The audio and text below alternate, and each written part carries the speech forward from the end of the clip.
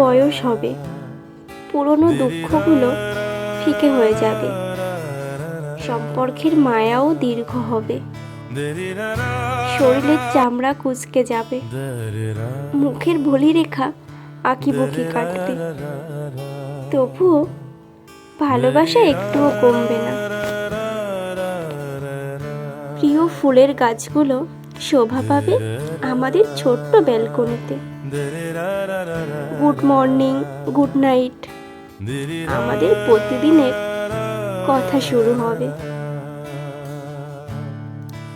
বিকেলগুলো হয়ে উঠবে এক অপরূপ শান্তি। আর একদিন আমরা আবার প্রেমে পড়ব।